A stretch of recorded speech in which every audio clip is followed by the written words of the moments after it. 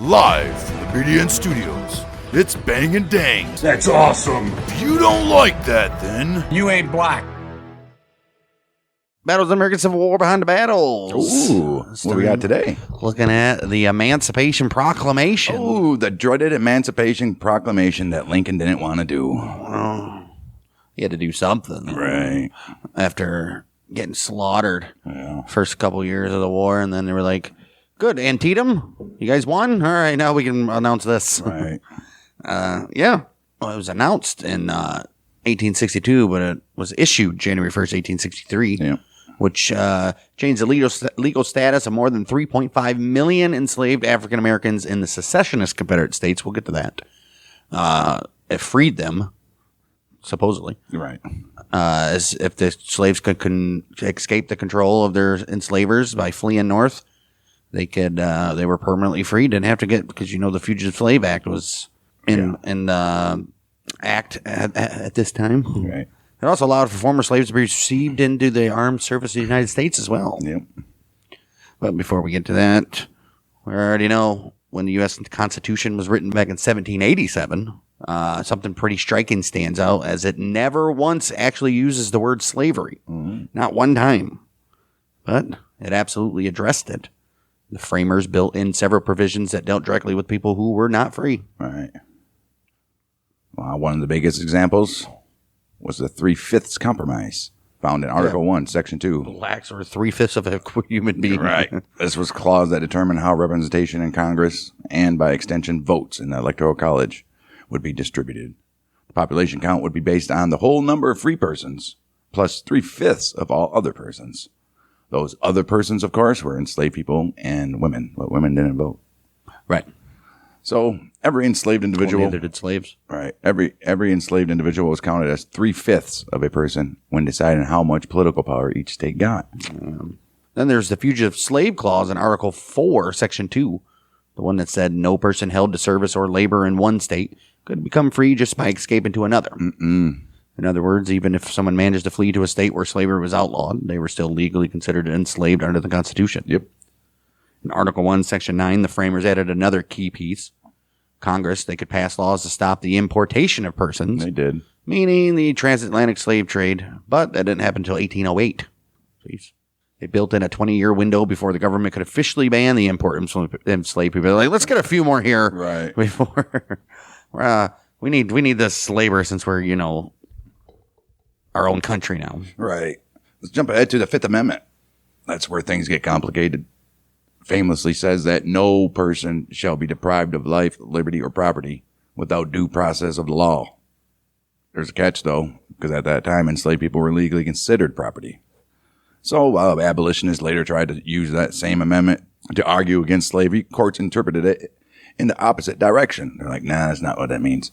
In fact, it became part of a legal foundation for treating enslaved people as property. Most infamously, the Dred Scott v. Sanford decision of 1857. We all know that one. We did a whole episode on it. We did. All of this existed within a wider, deeply entrenched culture of white supremacy that supported and normalized slavery in both law and everyday life. But even within that very system, the country was divided. Between 1777 and 1804, every northern state passed laws for either the immediate or gradual abolition of slavery. Southern states are like, nah, fuck you. Their enslaved population kept growing, reaching nearly 4 million by the start of the Civil War. When the Civil War broke out, most of those same slave-owning states chose, as you know it, to become a Confederate. Sure did. Way before 1865, Abraham Lincoln, he accepted what was then the conventional interpretation of the Constitution. He said that it says the federal government couldn't abolish slavery in the states where it already existed. Right. That kind of action was only seen as possible in U.S. territories or Washington, D.C. But once the war began, everything changed. As Commander-in-Chief of the Army and Navy, under Article 2, Section 2 of the Constitution, Lincoln claimed a new kind of wartime authority. He argued that as a military necessity, he could free people held as slaves in states that were actively rebelling against the Union. Okay. And that's exactly what he did with this Emancipation Proclamation. Look at that shit. Worked out well, didn't it? Preliminary Emancipation Proclamation. Lincoln actually pointed out 2 laws passed earlier in 1862. An act to make an additional article of war and the Confiscation Act of 1862. But by the time he issued the final Emancipation Proclamation, he didn't cite those acts at all. Instead, he grounded his authority entirely in his dual role as president and commander-in-chief. He said, look, I'm a wartime I'm not president. going to cite any cases of anything. Right. I do what the hell I want. I'm a wartime president, motherfucker. Dictator Abe. Yeah. That distinction mattered because it meant the proclamation only applied to the states that were in rebellion. It didn't apply to the 4 border states that still allowed slavery, Right. but hadn't joined the Confederacy: Missouri, Kentucky, Maryland, and Delaware. So those states weren't named in the proclamation at all. Proceed as usual. All right. And there was also a 5th border jurisdiction, which was West Virginia. Slavery was still technically legal there, though it was in the process of being abolished. But in January 1863, when the proclamation went into effect, West Virginia was still considered officially part of the reorganized state of Virginia, which was the Union-loyal government base in Alexandria, and not the Confederate Virginia base in Richmond. Right. When Abe issued the Emancipation on January 1st, 1863, it didn't free every enslaved person in America, not right away. The order applied only to the 10 Confederate states, that were still in open rebellion. Yes. That meant 500,000 enslaved people living in Union-loyal slaveholding states weren't included. The same went for certain parts of Virginia, as we said, and the sugar-producing parishes of Louisiana as well. Oh, yeah, because we did control some of them, didn't we? We're like, well, we can't. Hold on there. We need you to pick those sugar beets, baby. Oh, yeah, I guess. Lincoln left those areas out because, in his eyes, they were still loyal to the Union cause. Those enslaved people would only gain their freedom later on. Right, just stick with the cause. Right. Now, the proclamation itself spelled out in exacting detail which areas were covered. It named Arkansas, Texas, Louisiana with exceptions, we said, Mississippi, Alabama, Florida, Georgia, South Carolina, all the North secession Carolina, states, and Virginia. But Louisiana carved out a long list of exceptions. Parishes of St. Bernard, Plaquemines, Jefferson, St. John, St. Charles, St. James, Assumption, Terrebonne, Lafourche, St. Mary, St. Martin, and Orleans, including New Orleans itself. Virginia's exemptions were even more specific.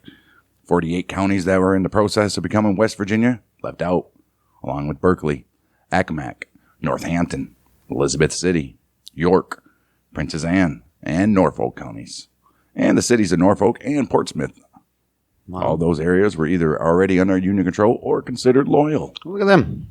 Continue as you are. As for Tennessee, it had mostly returned to Union hands under a recognized Union government by that point, so it too was not named in the proclamation. Between Tennessee's omission and all those other exemptions, roughly 300,000 enslaved people remained in bondage even after the proclamation took effect. Well, not everybody saw Lincoln's decree as a bold moral move at first either. There's historians that got to chime in about it. Right. One of them once mocked it and said, "We're going to call you out, Richard Hofstadter." He said it had all the moral grandeur of a bill of lading. Oh. Basically, it was more paperwork than principle. Right. He also pointed out that it declared free all slaves precisely where its effect could not reach. Exactly. Right. Right. What are you going to do? Can't free slaves and stuff you don't control. But, as usual, others saw it differently. Historian William Freeling argued that Lincoln's use of his power as commander-in-chief was revolutionary. Not a bureaucratic gesture, but a warrior's brandishing of a new weapon. In other words, it wasn't just about freedom, it was about using emancipation itself as a tool of war. And in practice, it worked. The Union Army pushed deeper into the South, and enslaved people began escaping by the thousands, crossing into Union lines where the proclamation did apply. Others were freed when their enslavers fled advancing troops, leaving plantations empty. Damn. In this way, emancipation didn't just change the war, it changed the mission of the Union. The fight was no longer just about preserving the United States. It was now about ending slavery. Hear that, people? 1863, middle of it, finally. It wasn't even really about that. So there goes your argument that the Civil War started because of slavery. Bitches. Well, it did. Didn't. It did. It started to prevent slavery from being expanded into the West. Right. Right. It was never about freeing the slaves. Exactly. Well, that said, the proclamation didn't actually make slavery illegal either. It declared people free, but it didn't outlaw the institution itself. That came later on, But of the states that had been exempted, Maryland, Missouri, Tennessee, and West Virginia, each one abolished slavery on its own before the war ended anyways. Nice. Good for them. In 1863, Lincoln even proposed a moderate Reconstruction plan for Louisiana, which is one of the first Confederate states to come back under Union control. Under that plan, only 10% of the state's voters had to take a loyalty oath to the Union. Oh, wow. The state also had to accept the Emancipation Proclamation and abolish slavery in its new constitution. Oh. By December of 1864, that same plan had helped end slavery not only in Louisiana, but also in Arkansas and Tennessee. In Kentucky, the story was different. The old Blue Coats commanders used the proclamation's promise of freedom as a recruitment tool. Enslaved men who joined the Union Army, and often their families as well, were granted their freedom if you don't die on the battlefield. As a result, Kentucky's enslaved population dropped by more than 70%. But not everywhere changed quickly. Delaware and Kentucky, slavery remained technically legal right up to the 18th of December, 1865. This is when the 13th Amendment officially took effect, permanently abolishing slavery across the entire United States of America. Look at that. Well, while we got that out of the way, let's take a look at how we got to the proclamation. Before the war, one of the harshest laws on the books was the Fugitive Slave Act of 1850. That required that anyone, even private citizens, had to return runaway enslaved people to their owners. It wasn't optional either, and refusing to comply could mean serious legal trouble. But once the war began, the situation started to shift. May of 61, just weeks after the fighting broke out, Union General Benjamin Butler found himself facing a moral and legal dilemma. Oh. 3 enslaved men, they had escaped from Confederate territory and sought refuge at his post, Fort Monroe. Their owner showed up demanding their return, citing the Fugitive Slave Act. Right here. That's Right there, buddy. Butler said no. He told the man, and I quote, "I am under no constitutional obligations to a foreign country, which Virginia now claims to be." look at that. In other words, Virginia wanted to call itself part of another nation. United States laws like the Fugitive Slave Act no longer applied, buddy. Look at that shit. Yeah, see? He then made a bold declaration. He classified the men as contraband of war. We're taking your property. Basically, he argued that since enslaved labor was being used to support the Confederate military effort, those men could be legally seized by the Union forces, just like weapons, more supplies. Right. I gotcha, motherfucker. Bet that guy was pissed. Right. Only a few days later, May 30th, Abe, he called a cabinet meeting to discuss Butler's decision. The result, Secretary of War Simon Cameron sent Butler a telegram confirming that his contraband policy is approved. Oh. It's a huge moment, but it came with complications. Some people worried that treating the Confederacy as a foreign country might actually imply that Lincoln's government recognized it as legitimate, independent nation. Okay. Something Lincoln absolutely refused to do. Right. On top of that, labeling escaped people as contraband meant that they were still being treated as property. Not yet free citizens. Their legal status remained uncertain. It's a slippery slope. What are you going to do? I mean, you're trying to help them out, and at the same time, you're saying they're property still. I don't think they would mind at this point. Right. December of 1861, Lincoln sent his first annual message to Congress. What do we now call the State of the Union? Back then, it was delivered in writing. In that message, Lincoln praised the free labor system, saying it upheld human rights over property. He also endorsed legislation to deal with the growing number of contraband people in Union-held territory. And he even suggested that the government could buy their freedom with federal money. Lincoln also backed an idea that had been floating around for decades: voluntary colonization, encouraging freed black Americans to emigrate to other countries. Yeah. That's what they really wanted. It was controversial then, still is, but at the time, Lincoln saw it as a potential path forward. Then, January of 1862, Pennsylvania Congressman Thaddeus Stevens, who was one of the most outspoken anti-slavery voices in Congress, he took things a step further. He called for the total war against the rebellion, including the emancipation of enslaved people. Stevens argued that destroying slavery would cripple the Confederate economy by cutting off its labor force. Oh, well. Congress began acting on these ideas quickly. March 13th, 1862, they passed the act prohibiting the return of slaves. It stated no officer or soldier in the Union military or Navy could return fugitive enslaved people to their owners. Oh. That same spring, Lincoln signed another groundbreaking law. April 16th, 1862, slavery was abolished in the District of Columbia. The slave owners there were actually compensated for their loss of quote-unquote property. Okay. Look at that shit. A few months later, momentum grew. 9th of June, 1862. Congress passed a bill banning slavery in all United States territories, both current and future. Look at that. Lincoln signed it, 19th of June. This was a direct rejection of the 1857 Dred Scott decision, in which the Supreme Court had ruled that Congress had no power whatsoever to regulate slavery in the territories. It also put an end to Stephen A. Douglas's idea of popular sovereignty, notion that each territory could vote on slavery for itself, which they should, I guess. This is not abortion.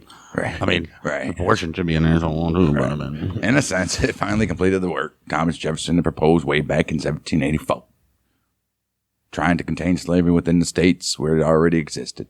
And not spread it out any further.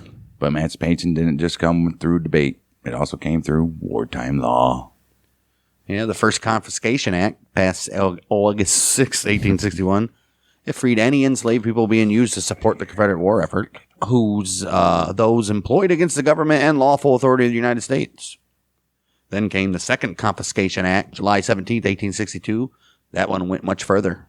It declared that all enslaved people within rebel-held areas who came under the Union control would be permanently freed. Okay. Section 10 made that crystal clear. All right. It said that all enslaved people owned by anyone participated in the rebellion or helping it in any way, escaping from such persons and taking refuge within the lines of the army, and all slaves captured from such persons or deserted by them, they shall be deemed captives of war and shall forever be free of their servitude and not again held as slaves.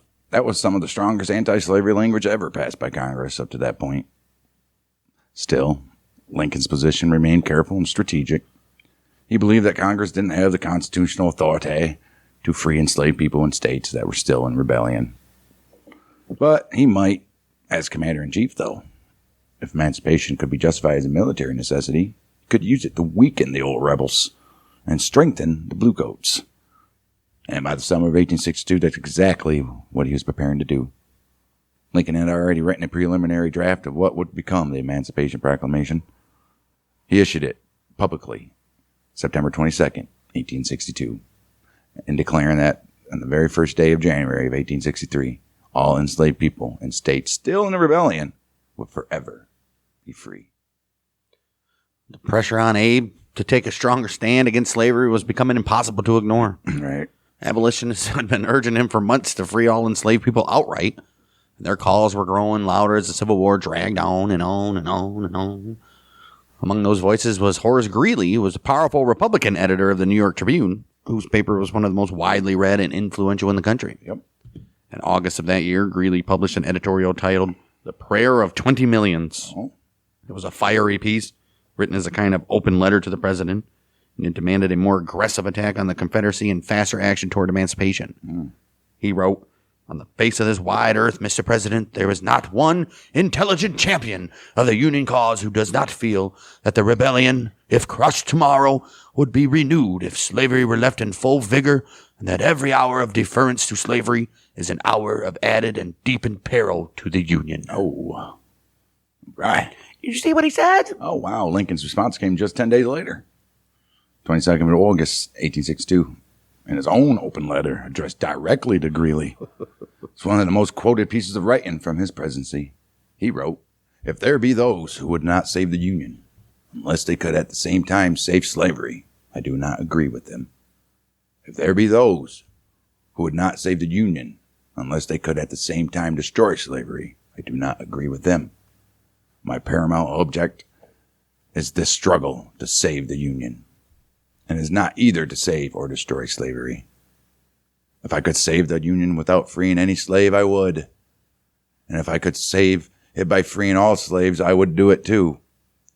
And if I could save it by freeing some and leaving others alone, I would also do that. What I do about slavery and the colored race, I do because I believe it helps to save the Union. And what I forbear because I do not believe that it would help to save the Union.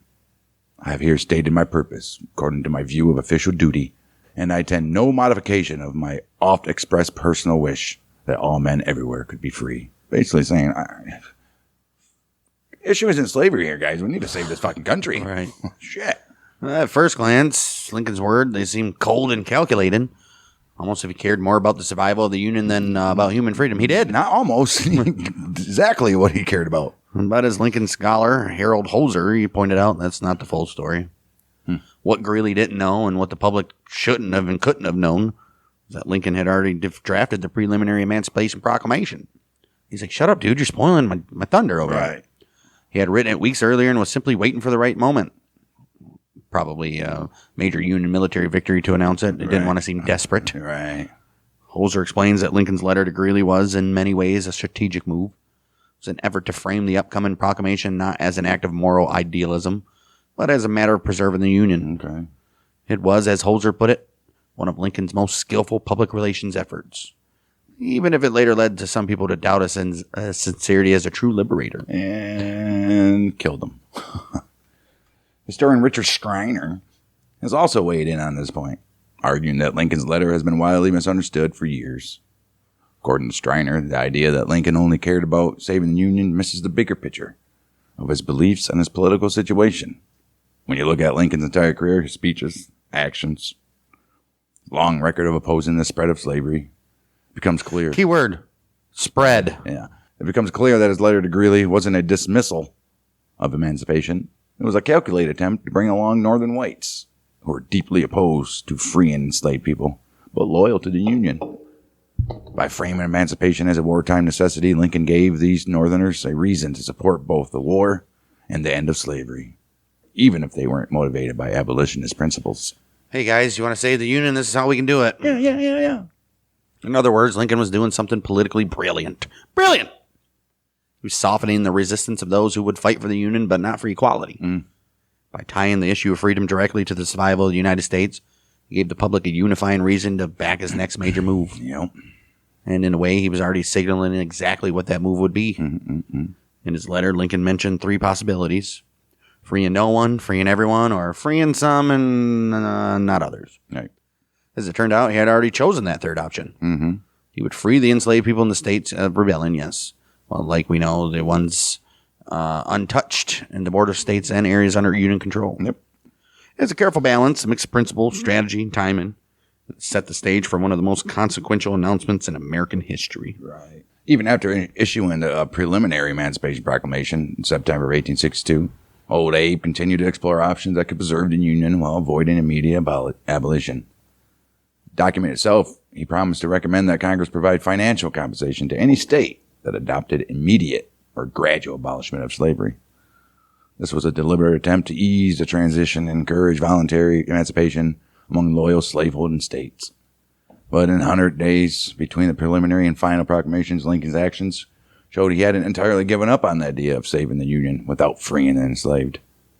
Historian William Freeling noted that from mid-October to mid-November of 1862, Lincoln sent personal envoys to Louisiana, Tennessee, and Arkansas. 3 years where Union control and Confederate loyalty were both in flux. Each envoy carried a letter from Lincoln urging citizens there to hold elections for pro-Union representatives to Congress.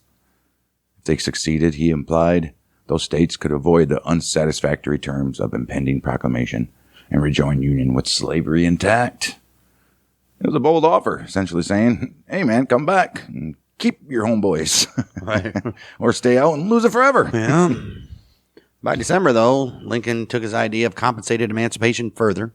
In his annual message to Congress on December 1st, 1862, he proposed a constitutional amendment that would have allowed any state to abolish slavery before the year 1900 in exchange for federal bonds. Oh, wow. In other words, states would get paid for freeing their enslaved people, Yep. and the process could stretch out for nearly 4 decades. Damn.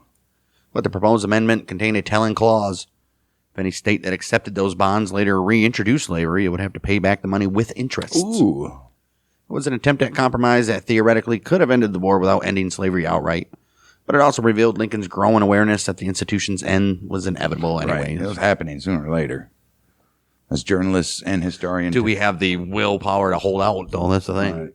As journalist and historian Todd Brewster explained in Lincoln's Gamble, the president's insistence that his paramount object was saving the Union was not merely rhetoric. It was essential to his legal reason. The Constitution protected slavery where it already existed, so Lincoln could only justify emancipation as a wartime necessity, not as a moral humanitarian act. Freeing the enslaved weakened the Confederacy, it became a legitimate act of war.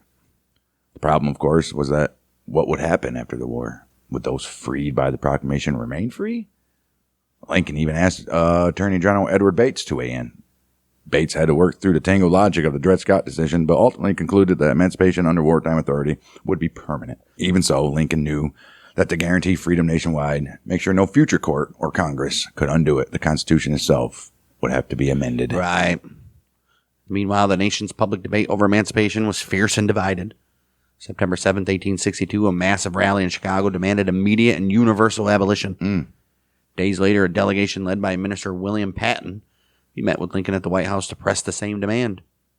Lincoln listened carefully, but reminded them that he had no constitutional authority to free slaves in peacetime, and that even using emancipation as a war measure was politically risky. Many in the North, especially Copperhead Democrats, they were bitterly opposed, and even loyal border states like Delaware and Maryland, where free black populations were already high, they viewed emancipation with suspicion. It's a little weird. I don't know. Oh, wow. Amid these debates, political cartoonist Thomas Nast, a passionate abolitionist, used his art to push public opinion toward Lincoln's cause.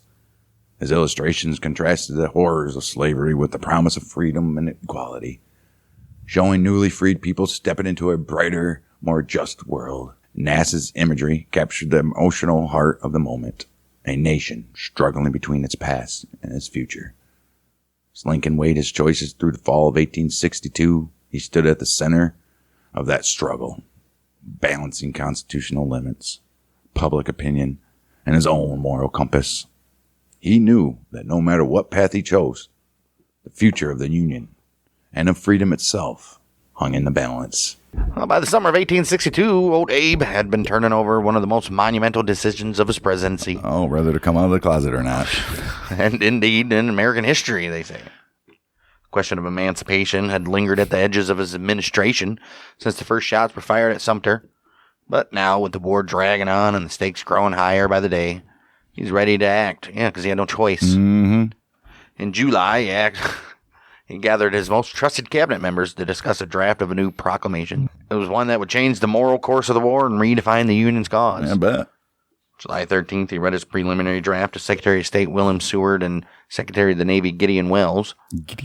For a long, heavy moment, the two men, they were speechless. Finally, Seward broke the silence. He was warning of chaos throughout the South and the threat of foreign power stepping in if emancipation appeared to destabilize the region.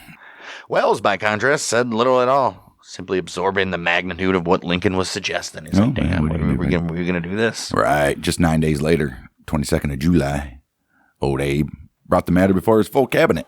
He made it clear that his mind was made up. He was going to intend to issue an Emancipation Proclamation, but he was open to advice on timing and language. Secretary of War Stanton, immediately supportive. But again, Seward urged caution. Hey, you guys, hold on a minute here. This don't make no sense. We're going to say slaves and territories are not currently occupied, us are free. How are we going to do that? Secretary of State advised waiting for a major Union victory before announcing such a sweeping decree. Otherwise, he warned, it would look like a desperate move from a losing side. The government's last shriek of retreat, as Seward were to put it. Some later accounts suggest others in the cabinet may have also quietly supported his delay. Old Abe, as always, listened carefully. He knew the power of time and perception in politics. Well, that moment, fortunately for him, would come pretty soon. September. The Battle of Antietam provided the victory Lincoln needed. Though it was a bloody affair with more than 22,000 casualties across both. In one day, it's the first time the Union forces successfully turned back a Confederate invasion of the North. George McClellan's cautious leadership meant that Robert E. Lee's army was allowed to retreat in Virginia. That's another story. But the Union still held the field. It was the moral and strategic win Lincoln had been waiting for. The bloodiest day in history changed history. 5 days after that battle, 22nd of September, 1862, old Abe convened his cabinet again, unveiled the preliminary emancipation. According to Civil War historian James McPherson, Lincoln explained to them that he had made a solemn vow before God Almighty that if Lee's army was driven back, he would proclaim freedom for the enslaved. For Lincoln, this was more than policy. It was a moral reckoning, a promise fulfilled. Before the cabinet meeting, he had even shown an early draft to Vice President Hannibal Hamlin, an ardent abolitionist who was rarely included in such high-level decisions. Yeah, he showed it to him because he's an abolitionist, and he knew he would have approved of it. So he's like, that sounds good, Mr. President. January 1st, 1863, after 100 days public notice, Lincoln made good on his word. He issued the final Emancipation Proclamation, declaring freedom for all enslaved people in the states still in rebellion against the Union. He did this not through Congress, but as commander-in-chief, invoking his wartime powers to strike at what he called a military necessity. Makes sense. It was a radical act of executive authority, not a law passed by Congress or a constitutional amendment, but an order grounded in the realities of war. We got to do it. Got to do. This distinction mattered. A future president could theoretically rescind it. Right. Oh, right. But Lincoln's calculation was that by tying emancipation to the Union's military success, he would make freedom an irreversible fact on the ground. Yeah, you can't do it and then just not do it. Right. 1 week later, old Abe, he wrote to Major General John McClernand, reflecting on the decision. He admitted that for nearly a year and a half after the war began, he tried to get along without touching this institution. It's like, slavery, I kind of want to stay away from that. Let's just focus on keeping this Union together. Only when it became unavoidable is when it was clear that slavery itself was fueling the rebellion did he decide to act. He reminded McClernand that he had given the South fair warning multiple times, 100 days actually, to return the Union and keep slavery intact. Come on back, bud. We'll forget everything. They had chosen to defy that order. They're like, nah, we're gonna stick with the old CSA and see what old Jefferson Davis has to offer. And so he had no issue. Slaves. Right. Right. And so he had issued what he believed was necessary wartime measure. And being made, he concluded, it must stand. Even then, Lincoln's words carried his characteristic pragmatism. Oh, well, that's a hell of a... He suggested that the states named in the proclamation could still adopt systems of apprenticeship for freed people, gradual transitions rather than sudden upheaval. His letter to McClernand ended with a note of caution. Do not make this letter public. Oh. It was a reminder that Lincoln always understood politics as well as principle. Behind every grand act of history was a man constantly balancing conviction, strategy, and the fragile unity of a nation at war with itself. And guess what? Back then, if a man was really a man, that letter will never be made public. Well, clearly it was. Well, afterwards, probably. When the Emancipation Proclamation officially took effect on January 1st, 1863, the vast majority, life remained unchanged at first. Many still trapped behind Confederate lines. Others lived in parts of the South that the Union Army had already recaptured, and that Lincoln had specifically exempted from the order. The Secretary of State, William Seward, summed up the irony of it all when he said, "We show our sympathy with slavery by emancipating slaves where we cannot reach them, and holding them in bondage where we can set them free." Which means... Right. Where we can set them free, actually, that they'll actually be free, actually. Right. The proclamation was, in many ways, a promise, one that could only be fulfilled through Union victory. It declared freedom in theory, but its real power came through action. Wherever the Union Army advanced, the proclamation followed, transforming each battlefield and captured town into a step toward liberation. Okay. If any Confederate state had abandoned its rebellion before that January deadline, it would have been allowed to keep slavery, at least temporarily. Yep. But none did, obviously. As Union troops pressed deeper into the South, enslaved people fled plantations and made their way toward Union lines, seeking the freedom they had been promised. Oh. The Lincoln administration, and it's fucked up too for that. These guys that were escaping and going to Union lines, they were actually free. But the guys that are still stuck in the Union, never been there, they're still not free. Right. What the hell? It was weird. The Lincoln administration soon dropped earlier restrictions that discouraged commanders from sheltering and encouraging these refugees. All right. Once that ban was lifted, the flood of freedom seekers became an unstoppable force, like the southern border. Damn right. A movement that, in practice, began dismantling slavery long before the old 13th Amendment made it law. It was going to happen sooner or later, so that was a given. Proclamation also opened the door for freed men to fight for their own liberation. Fight for the damn country, right? Fight what they believe in. Fight for good. For the first time, Afro-Americans, they were officially allowed to enlist in the Union military. 200,000 black soldiers and sailors, most of them formerly enslaved, served before the war's end. They fought in some of the fiercest battles from Fort Wagner to Fort Peterson. Fort Wagner's, That's the one. And basically got the short end of the stick on most of those. Yeah, Fort Wagner, the old 54th Massachusetts. Look that up, fellas. And their courage helped them turn the tide of the war. The old Rebs, by contrast, resisted the idea of arming enslaved men until the very end. They were running out of They folks. didn't have a choice. And only authorized it in the final desperate month before its collapse. Meanwhile, the slow, steady march toward nationwide abolition continued across states and territories. The western counties of Virginia, West Virginia, they were specifically exempted from the proclamation, like we know, Yep. except for Jefferson County. Mm-hmm. Yeah, even there, emancipation was written into the new state's founding. As a condition of West Virginia's admission, its constitution had to include provisions for the gradual abolition of slavery. A promise that ultimately became full emancipation by early 1865. The whole country did. Nice. Other border states remained loyal to the Union, followed similar paths. Maryland, new constitution abolishing slavery, November 1st, 1864. Freeing all enslaved people within its borders. That's what that means. Missouri followed suit, ending slavery through state action before the war's final battles were even fought. Good for them. The Union-occupied regions of Louisiana and Virginia that exempted from the first proclamation, the people themselves said, you know what? We don't need that proclamation because guess We'll what, do it guys? ourselves. By April 1864, you're free. And early 1865, Tennessee was like, you too. They amended its own constitution to abolish slavery outright. And they were like, guys, we were even once That's the first. occupied by the That's old the Rebs. first real Confederate state that Right. did it. Well, the emancipation may have started as a wartime measure, limited its scope and tied to military necessity, but its impact rippled far beyond Lincoln's original intention. It shifted the moral center of the war, redefining the Union's calls from mere preservation to liberation. Right. And as the armies advanced, as one state after another fell or reformed, that single act of executive will slowly transformed into a new reality. One where the promise of freedom, however imperfectly and unevenly achieved, could no longer be denied. New Year's Eve, 1862.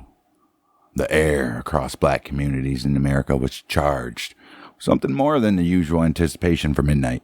It was Freedom's Eve, a night that carried centuries of hope, generations of waiting, churches, homes, open fields.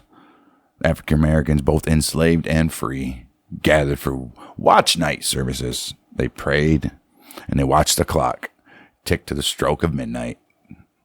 When it did, they were finally free. Well, I wonder how much you think slave owners in the Confederacy after this passed would have treated their slaves a little bit better. I bet a lot of them did anyway, and I bet when this happened, a lot of them were like, you guys want to go, you can go. If you want to stay, you can stay. Maybe. Yeah. That's what I would do. These are not quiet gatherings. It took a law for that. Right. Yeah. And not just, Right. being a good human. Right.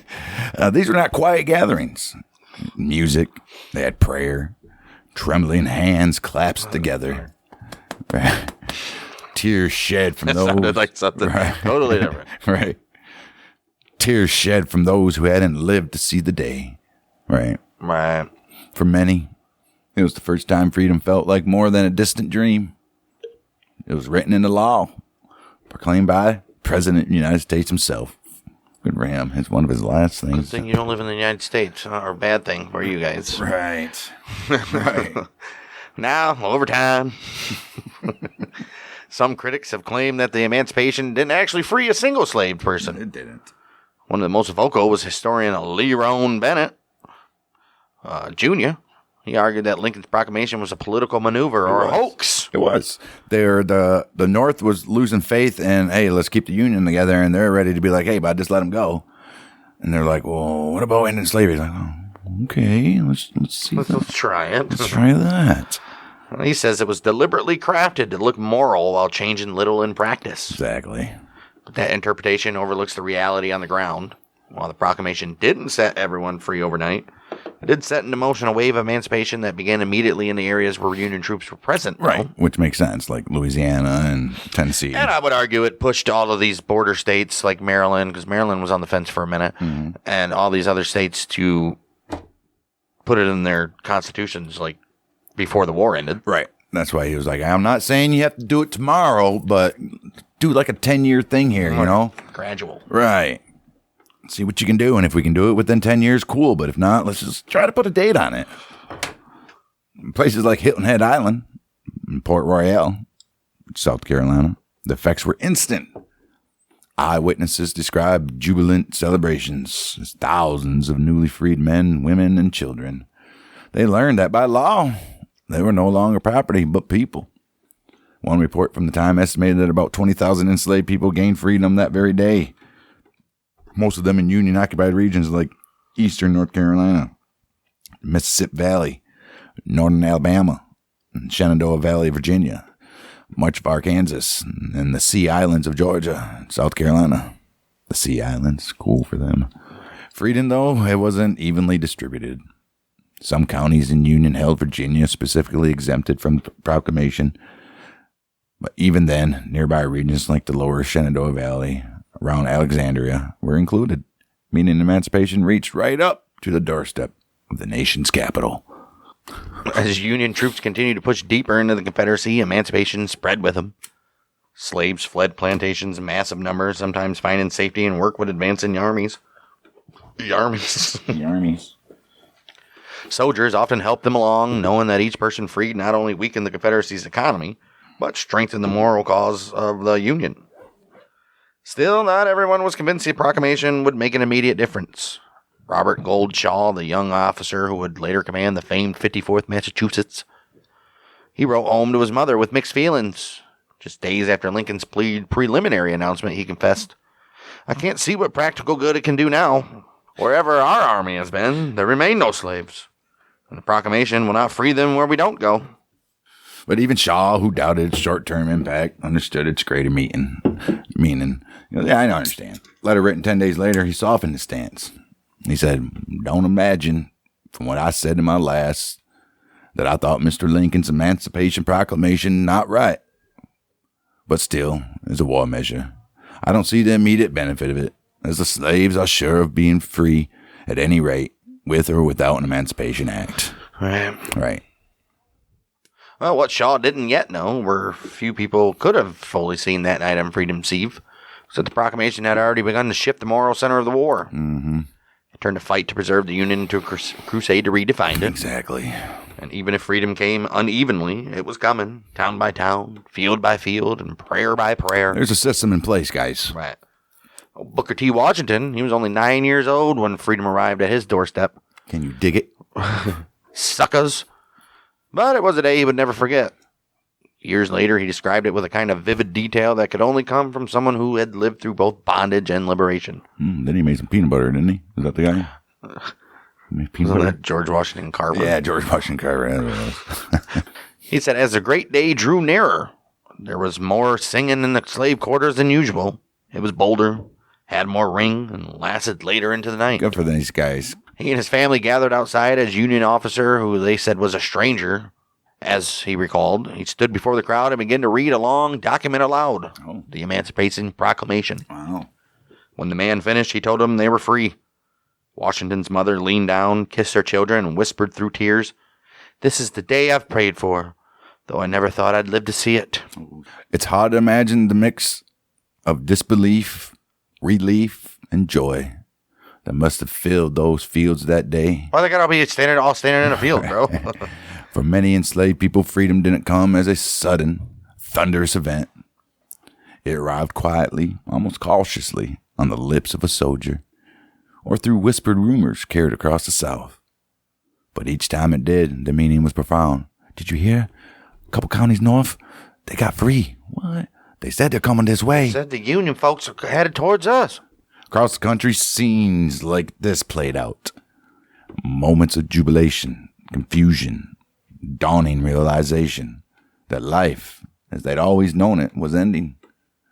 The painter Winslow Homer would later capture one such moment in his 1876 painting, A Visit from the Old Mistress. It depicts a newly freed family meeting their former slaveholder for the first time since emancipation.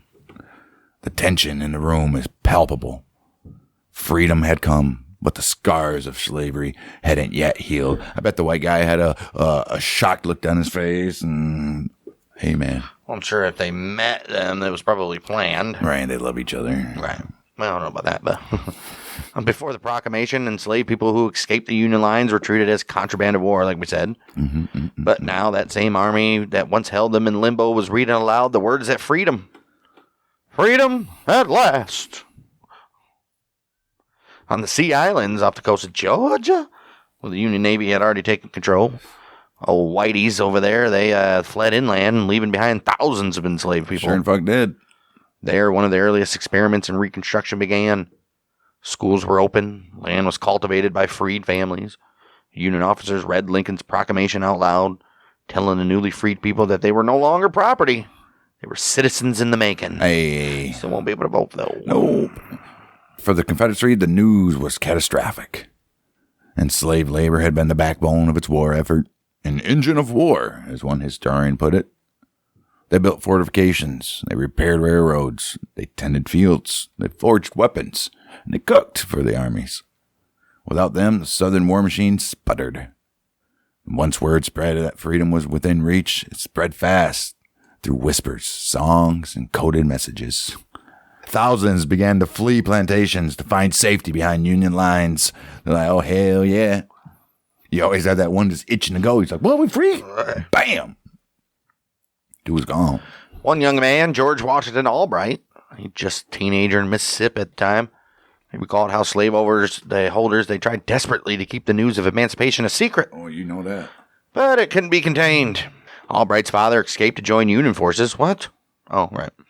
And George himself became a messenger, or a runner, for a secret network of enslaved people who called themselves the 4 L's. Nice. Which is short for Lincoln's Legal Loyal League. Fuck yeah. Say that 10 times fast. Right. Lincoln's Legal Loyal League. Lincoln's Legal Loyal League.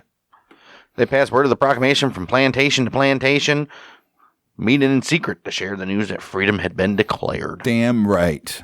Wow. Other side of the lines, Confederate leaders like Robert E. Lee saw Lincoln's proclamation not just as a political maneuver, but a direct threat to their own survival. After the devastating Union assault at Fredericksburg, Lee wrote bitterly that the North's savage and brutal policy left the South with no choice but to fight harder, to fill and maintain the ranks of our armies, or face degradation worse than death. Oh. Wow. But that tide's already turned, though.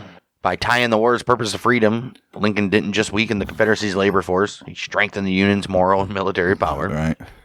Abolitionists found renewed purpose. Okay. They're listening. Right. European nations were discouraged from recognizing the Confederacy.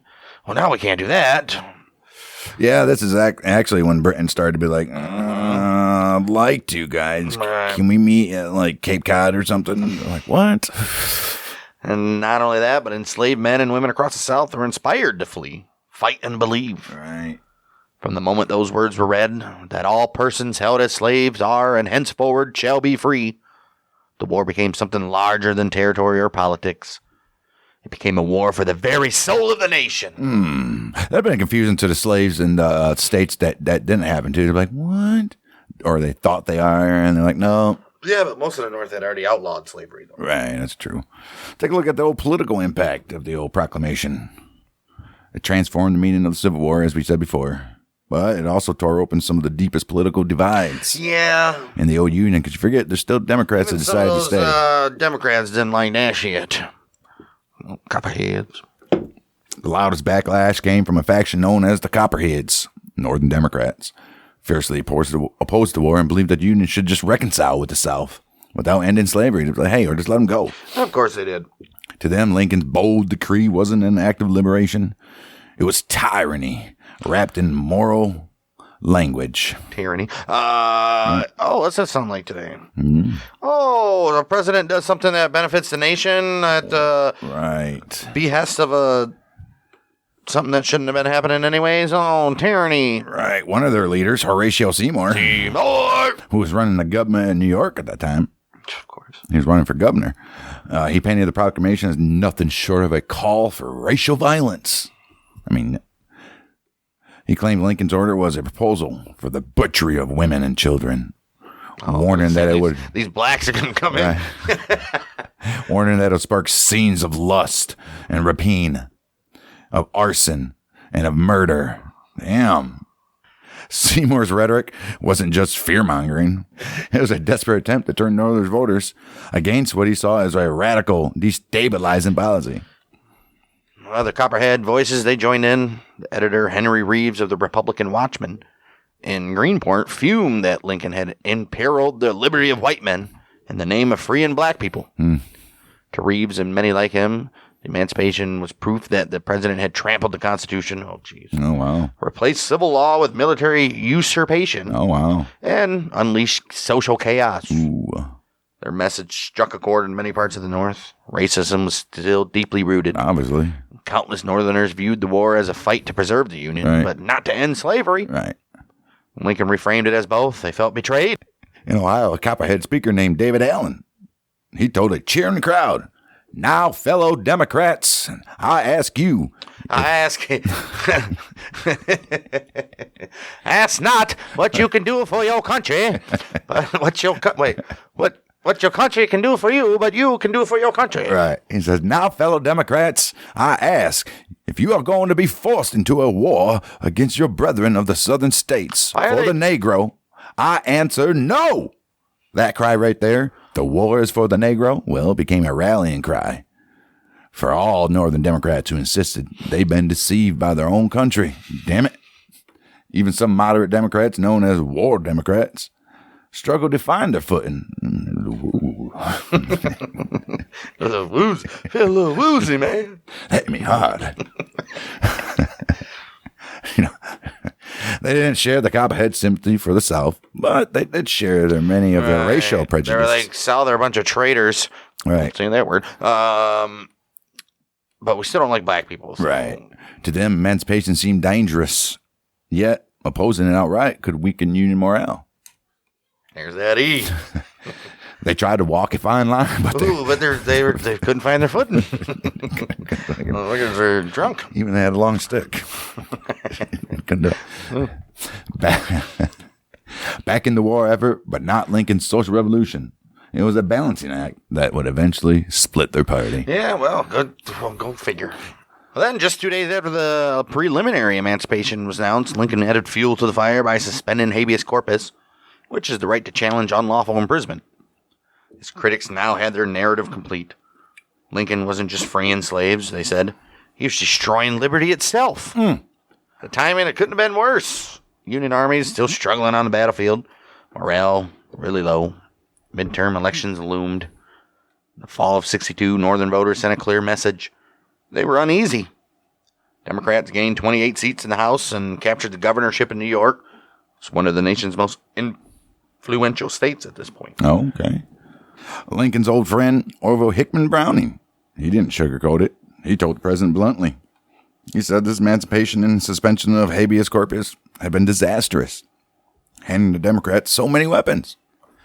Lincoln said nothing, but he surely felt the weight of it. One jubilant Copperhead, Connecticut, William Jarvis, he declared, "The election results the beginning of the end and the utter downfall of abolitionism." To him, it was proof that the old bluecoats had rejected Lincoln's moral crusade. Yeah, sure, whatever you say, bud. But historians like Jimmy McPherson and Alan Nevins, with an A, they later point out that the situation wasn't as dire as it looked. Yeah, Democrats made gains. They're fucking in the gym hitting those bitches. No pain, no gain, baby. But mostly it was only in their traditional strongholds. Across much of the country, Republican strength it held. States like Michigan, California, and Iowa remained solidly behind Lincoln. I knew Michigan was always one of the good ones, boys. The Republicans even gained 5 Senate seats. When the dust settled, the picture was clear. While the Emancipation Proclamation had shocked and divided the nation, and destroys Lincoln's political support. Did Eminem write this? Might have. If anything, it revealed that even amid fear, anger, and uncertainty, a majority of Northern voters, they still stood by his vision of victory and freedom. Damn. I mean, of course, why would you? Yeah, obviously. Any sensible person. Right. The war for hearts and minds was far from over. But Abe, as always, played the long game, knowing that history would judge his proclamation not by the outrage it caused, but by the freedom it delivered. When word swept across the South that Lincoln had officially declared enslaved people free in rebel territories, The initial reaction was pure outrage. I fucking bet. Confederate newspapers howled that it was proof of what they'd been saying all along. Lincoln had always wanted to destroy slavery. War or no war. To the South, this wasn't just a war measure. It was a declaration of total social revolution. They're like, these sons of bitches. Well, for slaveholders, the proclamation struck straight to the heart of their world. They're like, what? Their economy, their labor force, their status, their wealth, their Everything, livelihood. right, livelihood. That's the word I was looking for. All of it was built on the backs of enslaved people. Now, the President of the United States had told these same people they were free. Panic rippled across plantations as whispers of insurrection began to spread. One Confederate soldier wrote that the South's greatest dread was no longer Union troops. It was the possibility of their own enslaved laborers rising up against them. We've seen it before, but... Yeah. And they still didn't know. How many cases after the proclamation did that happen? Right. Nowhere. Even Grant, writing to Lincoln in August 1863, he could see the psychological and strategic weight of the move. The arming of the Negro, he wrote, together with the emancipation of the Negro, is the heaviest blow yet given to the Confederacy. The South. Do you think Confederate soldiers whose family were like racist as shit, and one of their boys or something in the Confederacy got killed by a black troop, they didn't acknowledge them after that? Right. Ain't my boy. They didn't give him a headstone or nothing. Right. They would completely erase him from family history. Hey, how'd your boy? Didn't he go off to the Civil War? I don't have a son. Well, I don't know what you're talking about. Wrong kid died. No, none of my boys went off to war. What you talk about? What you talking about, Willis? Together, the emancipation of the Negro is the heaviest blow yet given to the Confederacy. The South rave a great deal about it and profess to be very angry, Grant said. And he was right. It wasn't just the loss of labor that scared them. It was the symbolism.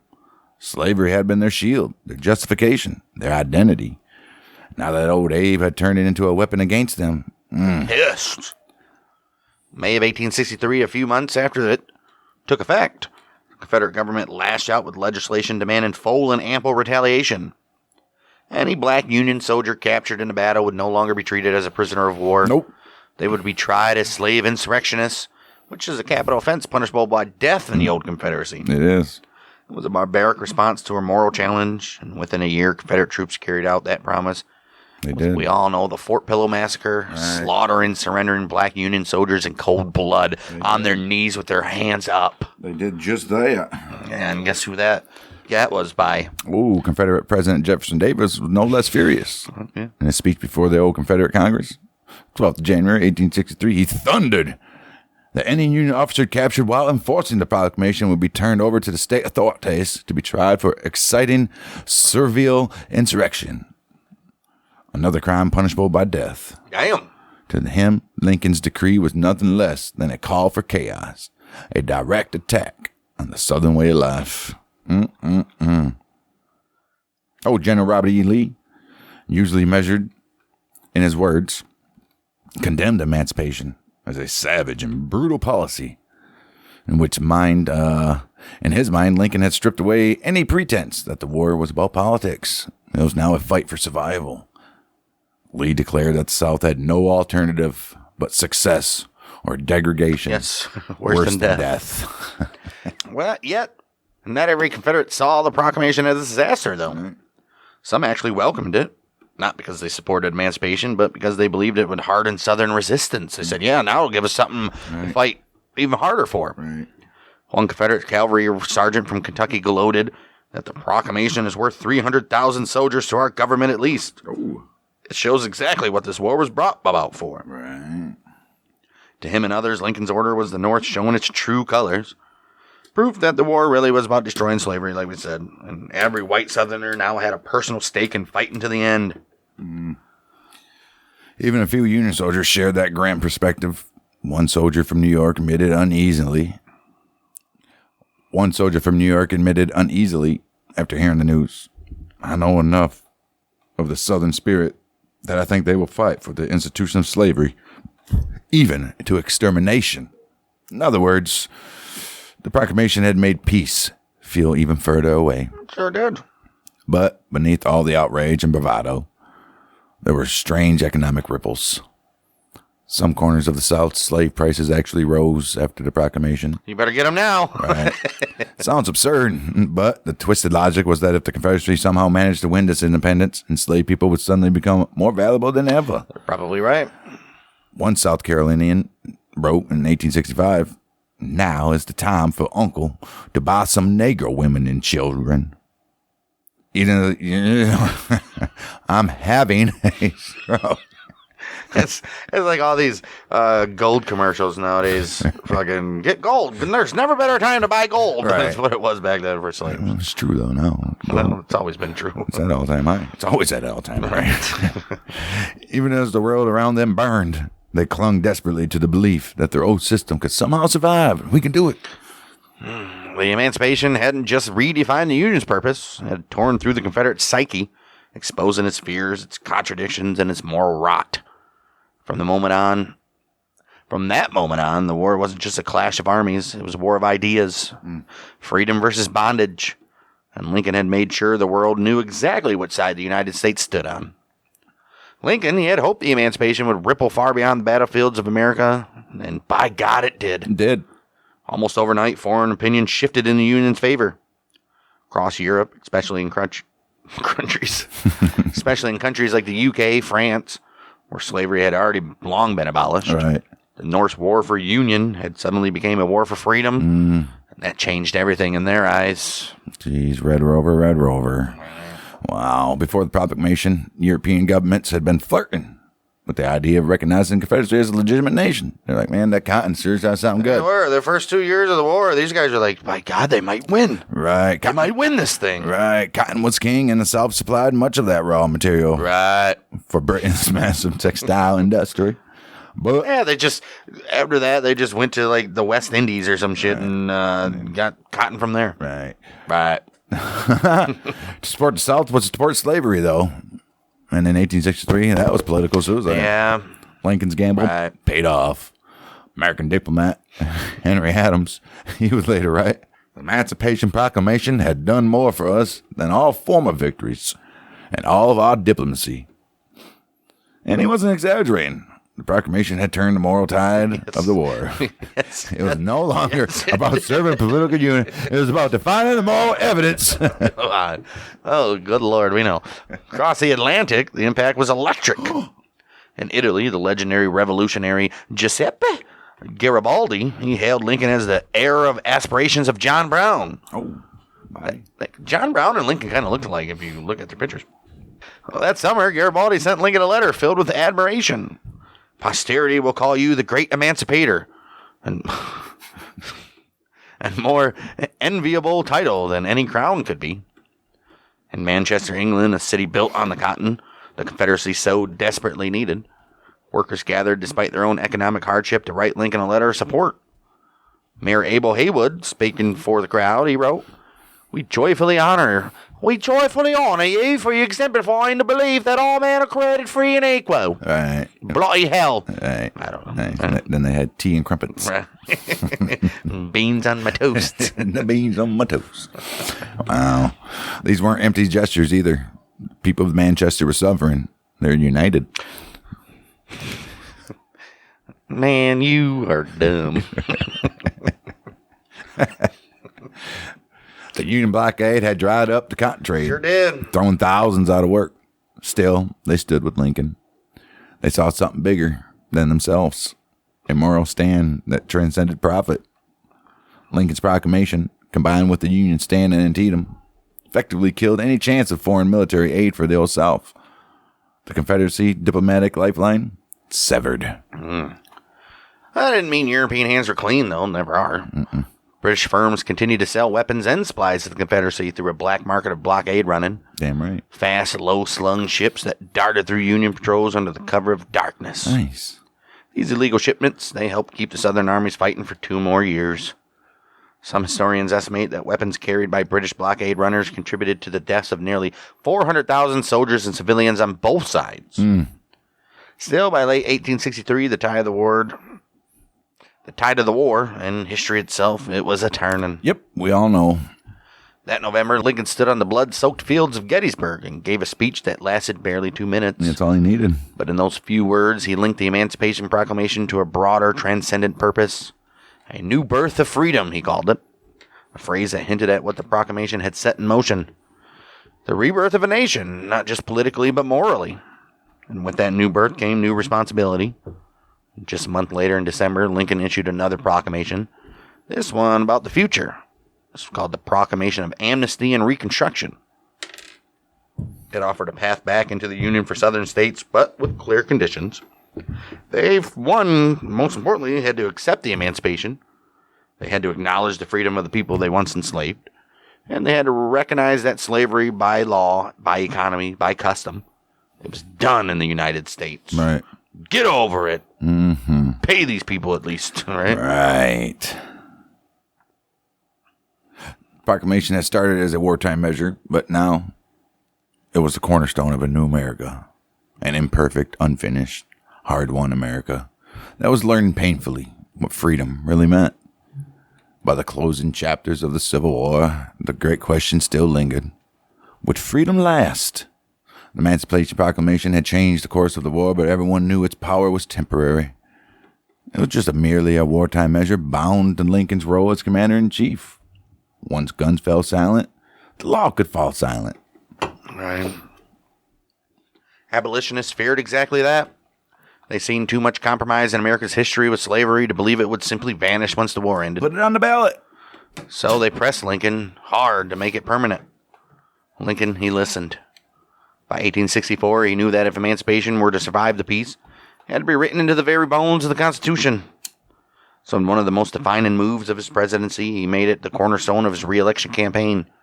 A constitutional amendment to abolish slavery everywhere in the United States. No exceptions, no loopholes, no going back. It was a bold gamble.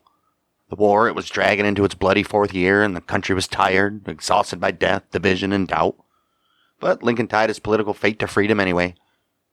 And then that's when 2 key states, like we said, Maryland and Missouri, they voted to abolish slavery on their own, even before the war ended.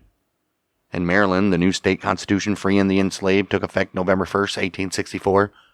Just over 2 months later in Missouri, people gathered in a tent state convention and voted 60-4 to end slavery forever.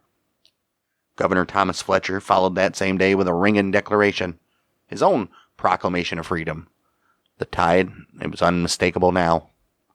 When Lincoln won re-election that November, it wasn't just a victory for him, it was a victory for the cause. But he wasn't content to wait.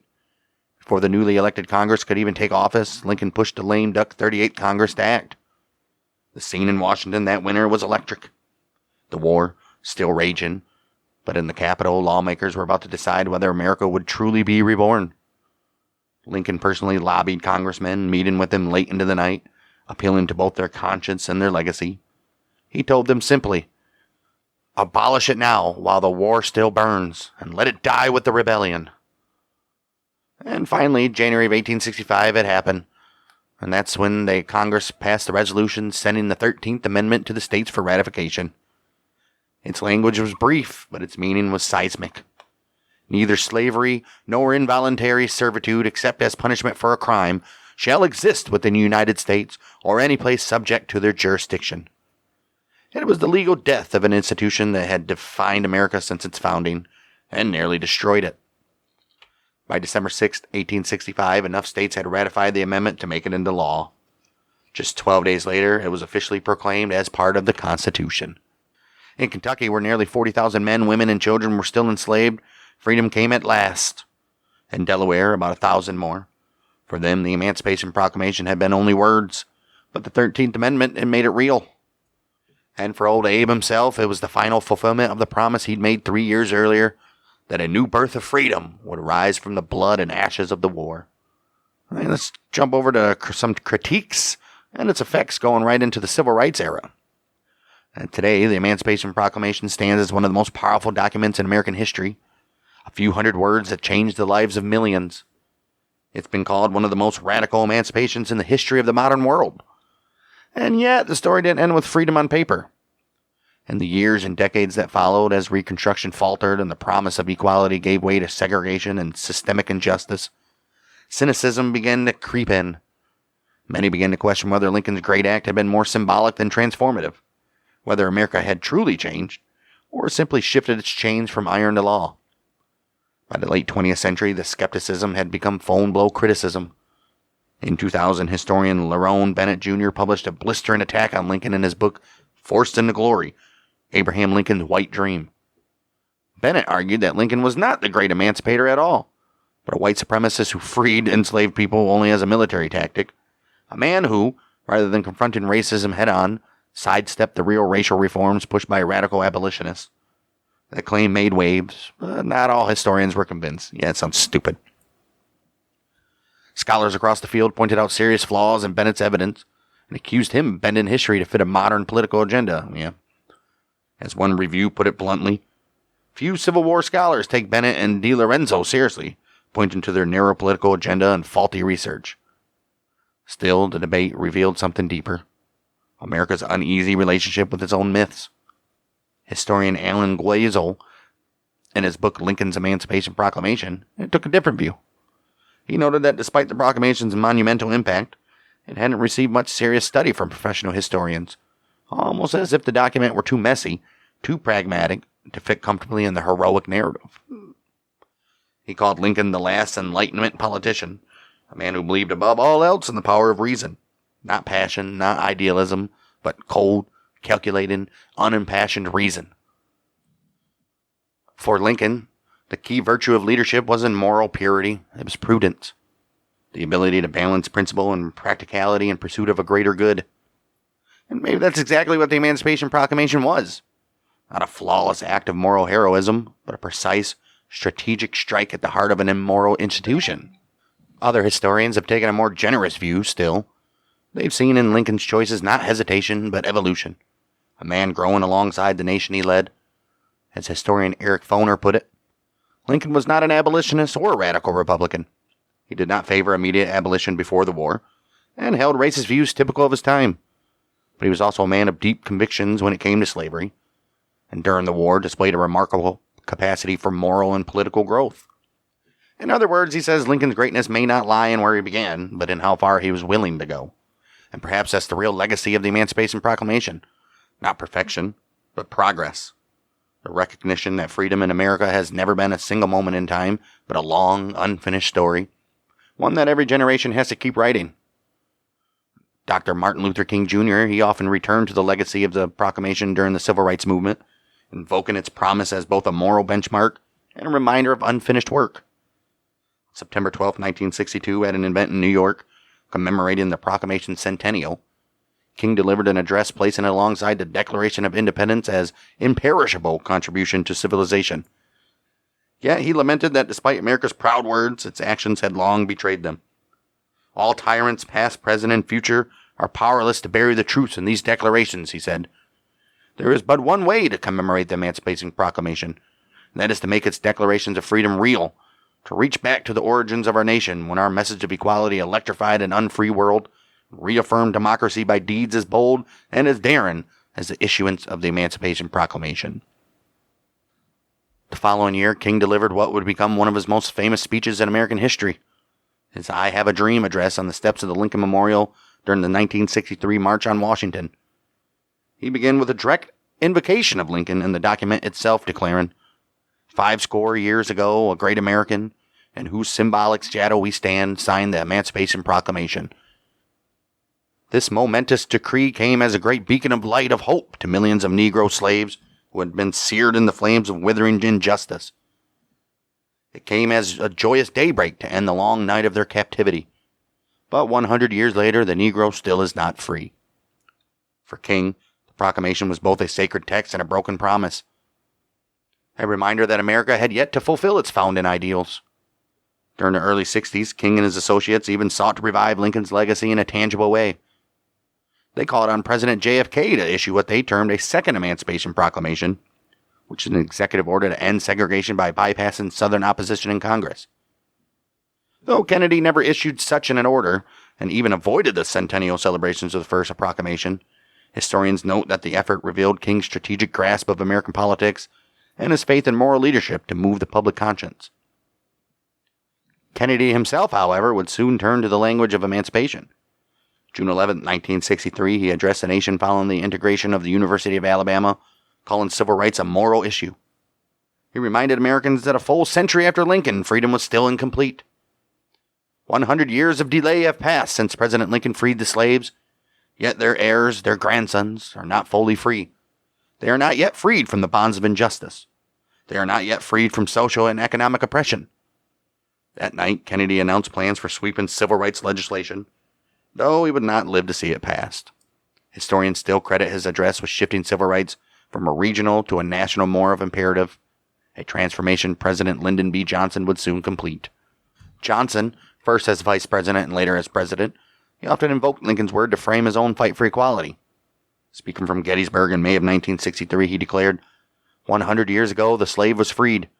100 years later, the Negro remains in bondage to the color of his skin. It was a call not for celebration, but for national reckoning.